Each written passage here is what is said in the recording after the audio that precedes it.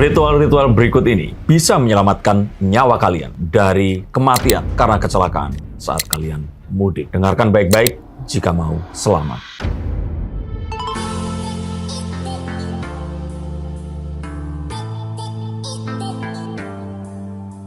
Halo Sainsikers, kembali berjumpa bersama saya Denny Darko. Tidak ada yang namanya misteri, yang ada adalah tanda-tanda yang kita semua coba untuk mengerti. Saya meramalkan masih akan ada ribuan kematian yang akan mengintai di mudik 2024 ini.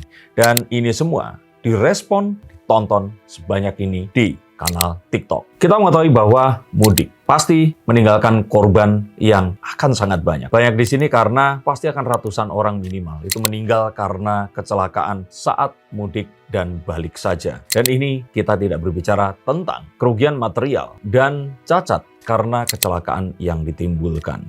Bahkan di tahun ini, prediksi angka arus mudik yang meningkat pesat membuat otomatis secara proporsional jumlah kecelakaan juga pasti akan meningkat. Dan agar kalian bisa terhindar, maka yuk kita lihat apa yang akan dipesankan oleh kartu-kartu saya ini.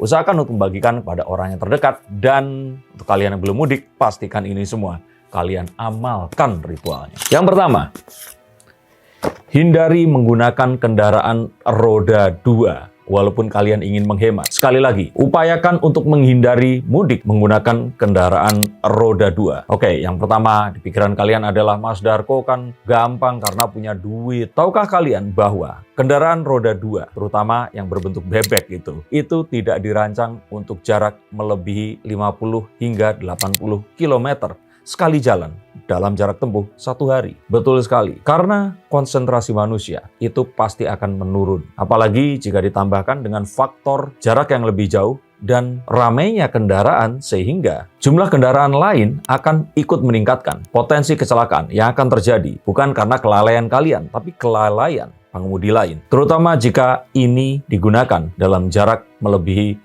100 km. Tapi saya biasa naik motor dari Bekasi Timur sampai ke Jakarta Utara, PP setiap harinya. Betul, tapi apakah padatan arus lalu lintasnya sepadat arus mudik balik? Dan apakah jalan yang kalian lewati ini adalah jalan yang kalian sudah lalui berhari-hari selama bertahun-tahun? Maka gunakan akal sehat, upayakan mengeluarkan uang lebih banyak, tapi akan menjaga keselamatan kalian dengan menghindari mudik menggunakan kendaraan roda 2. Kalaupun ternyata ingin menghemat, bawalah motor itu naik kereta api saja, agar bisa kalian gunakan di kampung halaman kalian. Terutama jika kalian nekat berboncengan atau membawa barang melebihi muatan. Jangan jadikan mudik kali ini mudik terakhir kalian dan keluarga kalian. Ritual yang berikutnya yang harus kalian amalkan adalah mulai berhenti berpikir jika pekerjaan itu harus kalian utamakan dan bos kalian itu nomor 1. Bodo amat sama bos dan pekerjaan kalian jika itu harus dibarter dengan keselamatan kalian. Berangkatlah lebih awal seperti apa yang disampaikan oleh Pak Joko Widodo, dan pulanglah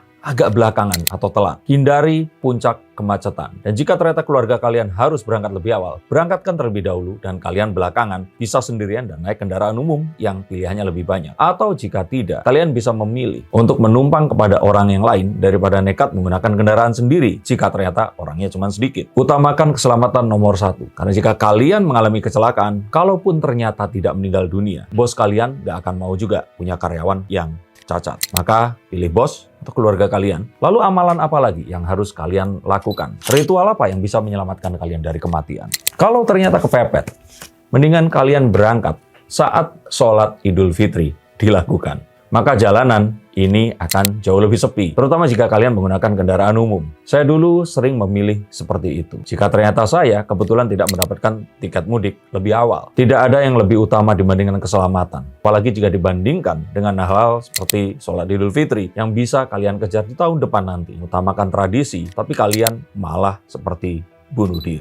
Ritual yang berikutnya adalah upayakan untuk sering dan banyak beristirahat di tempat peristirahatan atau rest area. Jangan paksakan fisik kalian karena kalian tidak terbiasa untuk melalui perjalanan sepanjang ini setiap hari. Dengan lebih sering berhenti dan beristirahat akan mencharge energi dan bisa mengendarai atau melalui perjalanan dengan lebih fit lagi. Upayakan ini bisa dilakukan dan kalian tidak memaksakan perjalanan ini yang akan berakhir dengan celaka untuk kalian atau keluarga kalian nanti.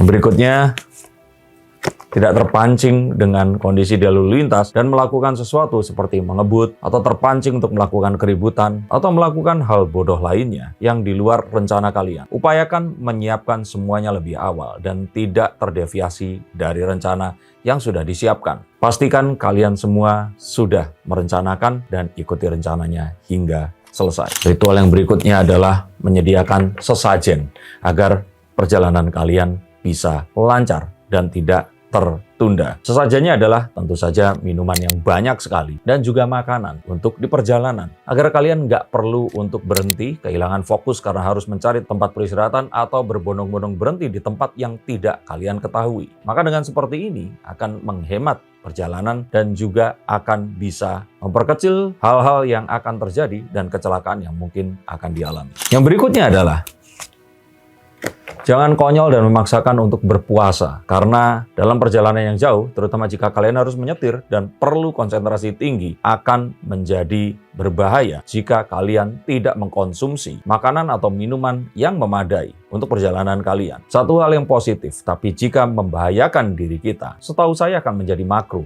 atau sebaiknya dihindari dan tidak dipaksakan. Dan berhubungan dengan ini juga, ada ritual yang mengatakan lebih baik kalian bepergian di siang hari daripada di malam hari yang lebih gelap dan tidak bisa kita kendalikan. Banyak variabel yang akan bisa membuat kita terancam bahaya lebih banyak karena gelapnya jalan, ngantuknya orang lain, dan juga penerangan yang tidak cukup di pengendara yang lainnya. Maka jika kita berhati-hati tapi orang lain tidak berhati-hati, kita akan juga celaka. Ritual yang lainnya lagi adalah memastikan kalian memantau terus kondisi lalu lintas dan update kecelakaan serta pengalihan arus yang selalu diupdate oleh pemerintah atau pihak yang berwenang. Jangan mencoba mengarang sendiri dan pastikan kalian mengikutinya. Ingat, dengan kita mengetahui hal ini, maka keselamatan akan bisa kita upayakan dengan lebih baik lagi. Dan di sini akan lebih baik lagi jika kalian mengetahui kondisi kendaraan yang kalian kendarai dan pergi ke bengkel untuk mempersiapkannya. Ketahuilah bahwa kecelakaan tertinggi itu bukan ada di luar Jawa, tapi di Pulau Jawa dan terjadi pada kendaraan roda 2. Sekali lagi, jangan paksakan sesuatu yang kalian tidak biasa lakukan. Kalian bukan supir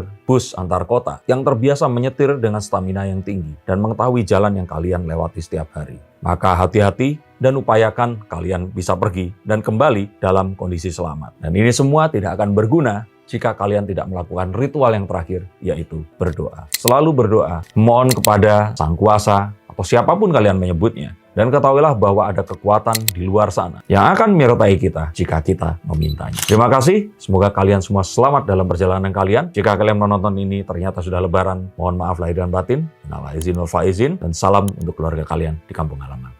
Sampai jumpa.